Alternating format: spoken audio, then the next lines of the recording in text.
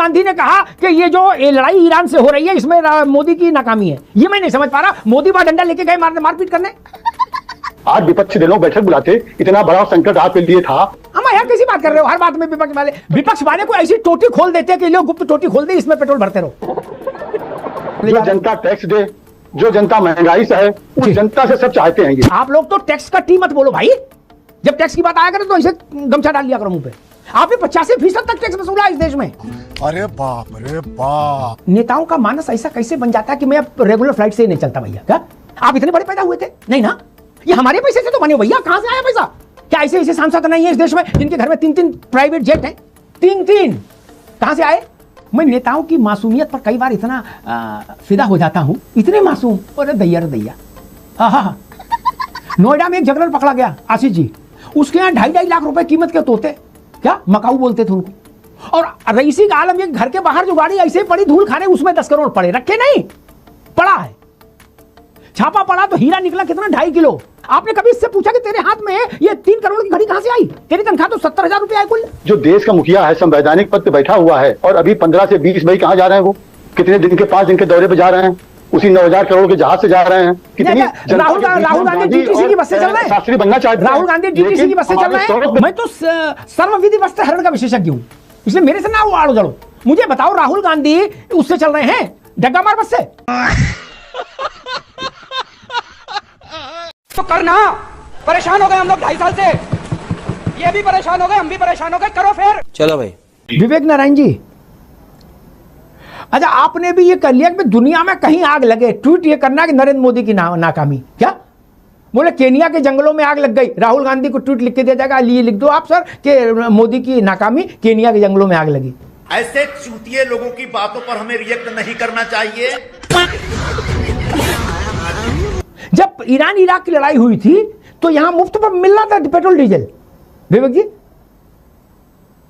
तब तो भाजपा वाले नहीं थे। आपने लिखा कि ये भाजपा की नाकामी है। ईरान इराक के समय में 8 गुना ज्यादा रेट पर डीजल और पेट्रोल बिका इस देश में, जो युद्ध से पहले रेट था उसका। तब किसकी सरकार थी? क्या रे भिखमंगिया? लेकिन हमने तब भी कांग्रेस का हाथ नहीं माना इराक और ईरान में, और ना हम ईरान और इजराइल की लड़ाई में मोदी को बीच में ला रहे हैं। ये कौन सा तर्क होता है कि कहीं कुछ घटे बोले सरकार नाकाम हो गई? राहुल जी ने ये जो बात कही नाकामी वाली, अमिताभ जी, ये 100% सही है, लेकिन ये एक अलग मुद्दा है जिसपे एक पूरी डिबेट हो सकती है। ये पूरा एक बहुत लंबी फेरिस्त है नाकामियों की है, और उसकी वजह बहुत बड़ी वजह है। भाई क्या मैं क्या कह रहा हूं? अरे रुको एक मिनट रुको, मैं क्या पूछ रहा हूं, आप क्या जवाब दे रहे हो? मैं कह रहा हूं आज जो नाकामी उन्होंने इस विषय पे बताई उसकी चर्चा तो इसमें करनी पड़ेगी। फेरिस्त का टाइम थोड़ी ना है मेरे पास। मैं सिर्फ कह रहा हूं राहुल गांधी ने कहा कि ये जो लड़ाई ईरान से हो रही है इसमें मोदी की नाकामी है। ये मैं नहीं समझ पा रहा, मोदी वहां डंडा लेके गए मारपीट करने। जी राहुल जी ने जो, मैं हालांकि आपसे कह चुका हूं कि वो अलग डिबेट का विषय है, मैं आपके मूल विषय पे आता हूं, लेकिन आपने कहा है तो मैं दोबारा फिर कह रहा हूं, राहुल जी ने जो नाकामी शब्द इस्तेमाल किया है, ये आप चाहे जिस संदर्भ में लीजिए, चाहे लड़ाई के संदर्भ में लीजिए या देश में भाजपा की नीतियों के संदर्भ में लीजिए पिछले 12 सालों की, वो एक अलग विषय हो गया। अब मैं आता हूं मूल विषय जो आपका है। देखिए, ताली और थाली बजवाने का ये नया वर्जन है। हमारे साहब जो हैं वो गांधी और नेहरू बनना चाहते हैं, गांधी और नेहरू बनना चाहते हैं या शास्त्री बनना चाहते हैं, लेकिन वो ये भूल जाते हैं कि गांधी जी ने या शास्त्री जी ने पहले उसको करके दिखाया। ये हमारे साहब भूल जाते हैं, क्योंकि वो इवेंट के प्रेमी हैं, उन्हें तो हर बात में इवेंट वाला एक आता उनको है, उन्होंने अपने इवेंट कर दिया अपने ये, उनको तो आज इसलिए। दूसरी बात अमिताभ जी एक बहुत, कि आज इतना बड़ा फैसला, वो इतनी हिदायतें देश को दे रहे थे, आज ये हिदायतों के पहले वो क्या विपक्ष से बैठ के इसके लिए बात नहीं कर सकते थे? आज विपक्ष दलों बैठक बुलाते, इतना बड़ा संकट आपके लिए था, आप देख रहे थे, इतनी बड़ी एडवाइजरी जनता को आप दे रहे थे। तो उससे क्या होता? वाले विपक्ष को बुला लेते तो विपक्ष, एक मिनट, विपक्ष वाले अपने साथ 2-4 ड्रम तेल ले आते। हम यार कैसी बात कर रहे हो, हर बात में विपक्ष वाले क्या 2-4 ड्रम तेल लेके दे आते आप कि लो हमारी तरफ से लो। विपक्ष वाले को ऐसी टोटी खोल देते कि लो गुप्त टोटी खोल दे, इसमें पेट्रोल भरते रहो। देखिए, हमारे साहब जो हैं वो यार, आप मेरी बात का जवाब नहीं देते, आप जितना लिख के लाए उतने बोले जो जा रहे हैं। जनता टैक्स दे, जो जनता महंगाई से है, जो ठीक। जनता बेरोजगारी झेले, जी। सामाजिक सुरक्षा का इंडेक्स 12 सालों में बहुत नीचे आ गया, उस जी। जनता से सब चाहते हैं ये। ठीक है विवेक जी, दो आप रुकना होगा, विवेक भाई रुकना होगा। मैं आशीष जी के पास चलूं, लेकिन दो बातें कह दूं। अभी मजा आएगा ना भिड़ो।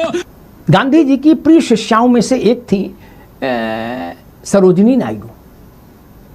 सरोजिनी नायडू ने, अच्छा वो कभी आरएसएस की शाखा में भी नहीं, आरएसएस वालों को चिट्ठी भी नहीं लिखी उन्होंने। ये मत कह देना कि आरएसएस की थी वो, है ना।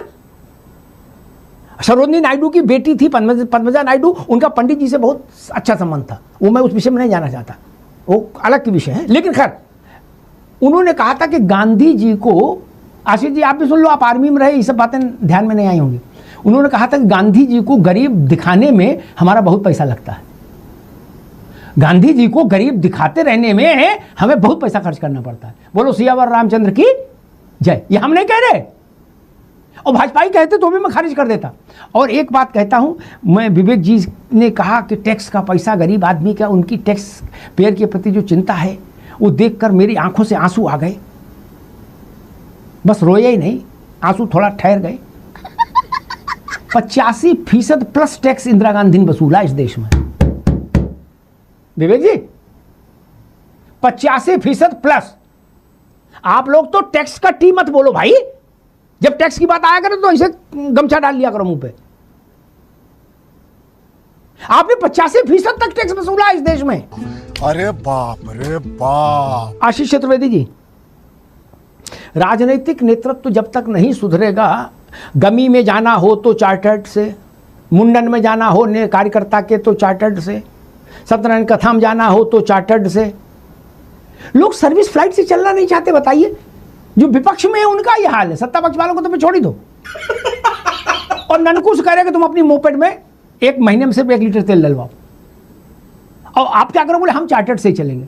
ये सब क्या देखना पड़ रहा है।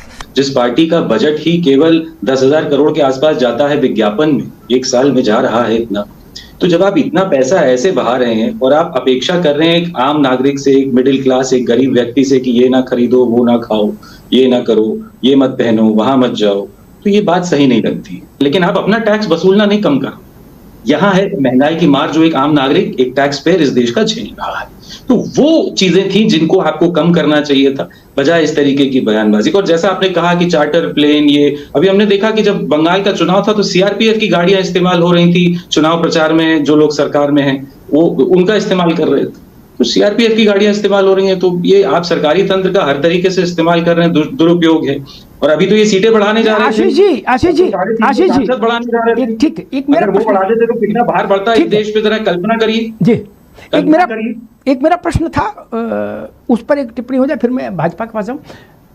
नेताओं का मानस ऐसा कैसे बन जाता है कि मैं अब रेगुलर फ्लाइट से नहीं चलता भैया, क्या मैं जहाज से जाता हूं, बगल के मोहल्ले में भी जाना हो वो जहाज से जाता हूं, लफड़ा ही खत्म कर दिया।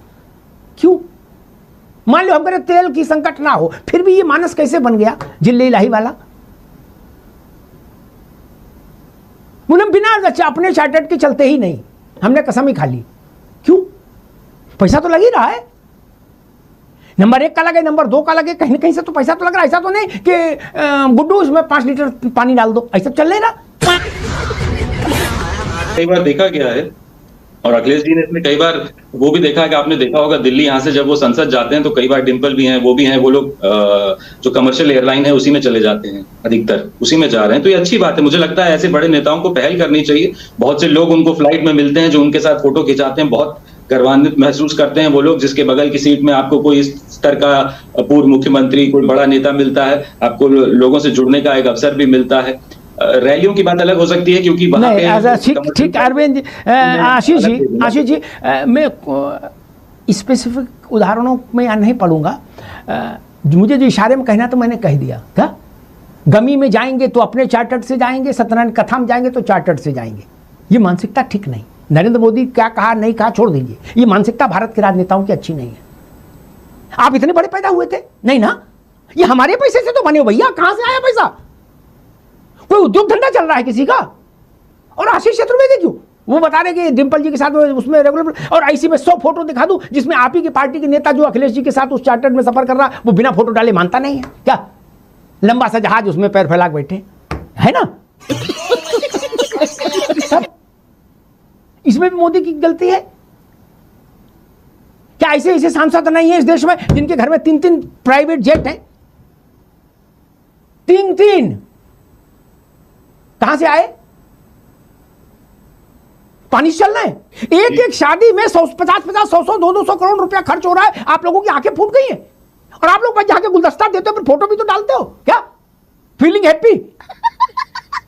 आप वहां तो ये सवाल नहीं उठाते कि भाई ये 200 करोड़ की शादी कैसे हो रही है? एक नेता की बिटिया की शादी थी अरविंद जी, मेरे पास किताब नहीं, मेरे तो जीवन का वो है जो प्रैक्टिकल है। उन्होंने मुझसे कहा भाई साहब आपको चलना है। मैंने कहा यार देखेंगे, बताएंगे। जोधपुर में वो कोई सबसे बड़ा महल था, वो पूरा बुक करा लिया। बोले पूरा झील सब बुक करा ली, वहां कोई दूसरा जा। तो उन्होंने मालूम मुझसे क्या कहा? दिल्ली से, जयपुर से, मुंबई से, तीनों जगह आपने चार्टर्ड खड़े हैं भाई साहब, चाहे जिसमें बैठ के आ जाइए क्या। और उनका समाज, उनका पेशा था, लिखा हुआ था लोकसभा में, समाज सेवा। मैं नेताओं की मासूमियत पर कई बार इतना फिदा हो जाता हूं कि मुझे लगता है कि इनके ऊपर 11 रुपए निछावर करके किसी गरीब को दे दूं। इतने मासूम। अरे दैया रे दैया। हाँ। नोएडा में एक जगरन पकड़ा गया, आशीष जी। वो आपकी सरकार के समय में इंजीनियर हो गया नोएडा में। उसके यहां 2.5 लाख रुपए कीमत के तोते, क्या मकाऊ बोलते थे उनको।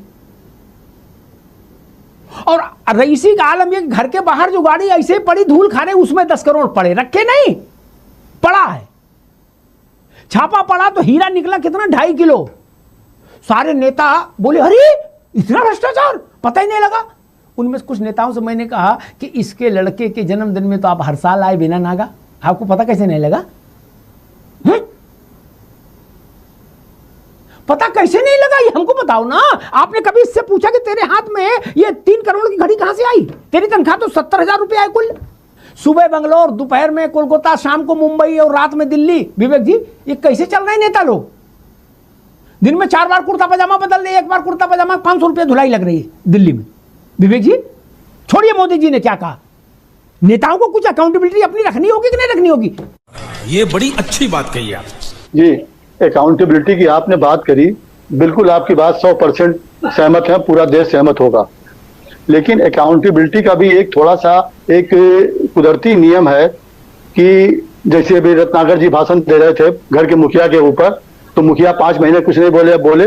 तो आज देखिए कि जो देश का मुखिया है, संवैधानिक पद पे बैठा हुआ है, वो दिन में 4 बार कपड़े बदलने से लेके, और अभी 15 से 20 मई कहाँ जा रहे हैं? वो कितने दिन के, 5 दिन के दौरे पे जा रहे हैं, उसी 9,000 करोड़ के जहाज से जा रहे हैं, और वही लाओ लश्कर से जा रहे हैं। तो आप देखिए ये चीजें कितनी। राहुल गांधी डीटीसी की बस से चल रहे हैं, शास्त्री बनना चाहते हैं। राहुल गांधी डीटीसी की बस से चल रहे हैं। विवेक जी, राहुल गांधी जी मूंगफली हाथ में लेकर डीटीसी की बस से चल रहे हैं, मूंगफली टूटते हुए। N95 के जो वो, अरे N95 छोड़ो महाराज, मैं क्या कह रहा हूँ। 1 मिनट रुको भाई, मैं तो सर्वविधि वस्त्र हरण का विशेषज्ञ हूं, इसलिए मेरे से ना वो आड़ो जड़ो। मुझे बताओ, राहुल गांधी उससे चल रहे हैं, डग्गा मार बस से। प्रधानमंत्री जी जो कहते हैं वो करते ही नहीं है। अरविंद जी आप इतने सालों में जान नहीं पाए उनको। अरे अभी देखिए 15 से 20 मई जा रहे हैं यूरोप घूमने, आपको उन्होंने दिखा दिया आप करिए ऐसे। अरे कितने लोग, अभी अवतार जी खुद ही कह रहे थे, कितने लोग सोना खरीद रहे हैं, कितना लोग पेट्रोल भरवा पा रहे हैं। तो आज घर के मुखिया को रत्नाकर जी, सबसे पहले अगर गांधी और शास्त्री बनना है, शौक है इतना, तो फोटो छपाने से नहीं बनेगा, उस पर अमल करके बनेगा। नहीं गांधी ना बनो, गांधी बनने में बहुत पैसा खर्च होता है विवेक जी। गांधी नहीं, शास्त्री जी ठीक है। गांधी जी का मामला टेढ़ा है, उनको गरीब दिखाने में बहुत पैसा लगता है। गांधी जी को गरीब दिखाने में बहुत पैसा लगता था, शास्त्री जी ओके। ये व्हाट्सएप यूनिवर्सिटी का है ये, अमिताभ जी, ये व्हाट्सएप यूनिवर्सिटी का ज्ञान है ये व्हाट्सएप यूनिवर्सिटी ढूंढ के ला रही है कि गांधी जी इस तरह करते थे, ऐसे नेहरू जी ऐसे करते थे। अब रुक जाओ विवेक जी, अब रुक जाओ, कांग्रेस की अब रुकना होगा। अच्छा मैं फोर्सफुली रोकूं? चलिए आवाज रोक दीजिए इनकी, विवेक नारायण की। मैं आपको सरोजिनी नायडू का वक्तव्य भेजूंगा अधिकृत, जिसमें सरोजिनी नायडू ने एक इंटरव्यू में कहा कि गांधी जी को गरीब दिखाने में हमारा बहुत पैसा खर्च होता है। उसके बाद आप माफी मांगने आएंगे यहां नोएडा, ठीक है? नोट कर लीजिए।